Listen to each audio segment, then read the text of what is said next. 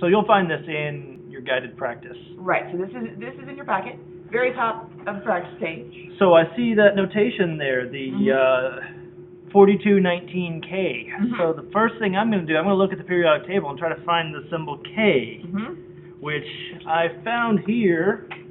It is potassium. Yep, and for those of you who are saying, but potassium doesn't have a K in it, blame Latin, because 90% of the time you're right. Latin for potassium, I believe, is kalium. All right. So yeah, so this is why it's K. It's like sodium being Na. Okay. Don't ask science. So in the hyphen notation, you said the mass goes next to it. So I know my mass is on top of that one. Right. So I'm going to put a hyphen and put 42. 42, because that was my top number. Okay? All right. So see, our name, really easy. All I've got to do is name, hyphen, mass. Okay. All right, and we just said we know our mass number. That's our A. Okay. So what's our mass number? 42. 42. And what's our Z? Where did we find our Z? That's the bottom number. This is our bottom number. That's 19. That's our atomic number. Okay. And so what does our atomic number tell us? Our atomic number tells us how many protons the atom has. Okay, so our number of protons is going to be 19. What else can that tell us? Number of electrons. Number of electrons. Right now we're assuming we've got neutral atoms, so our protons and our electrons have to be equal for now. Later we'll run into some cases where it's not. All right, and then last but not least, I have my neutrons. Is that going to also be 19? No, I don't know. What's 42 minus 19? Right, because man said mass minus atomic number equals neutrons. I plugged that in my calculator. I got 23. 23. So if we've got a mass of 42 and an atomic number of 19, we have to have 23 neutrons to make that add up. Okay. All right, let's try our next one. Oh. Our next one just starts with numbers.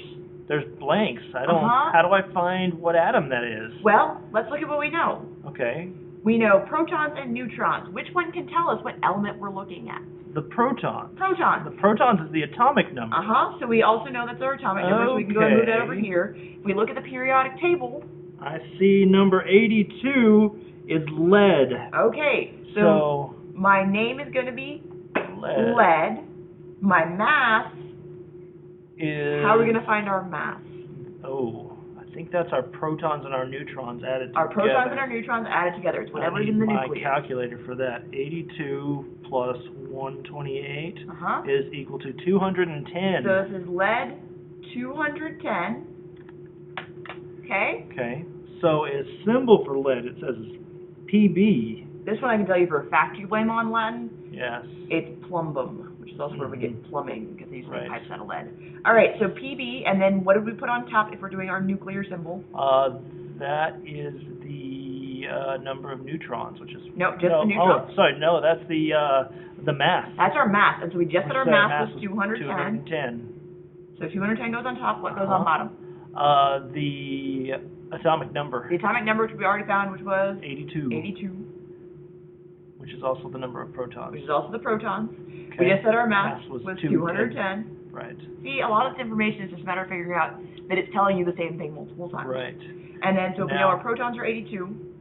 Our electrons are also 82. Our electrons are also 82. Assuming we have a neutral atom. All right. Now we've got carbon 14. This is one of my favorites since I'm a biologist.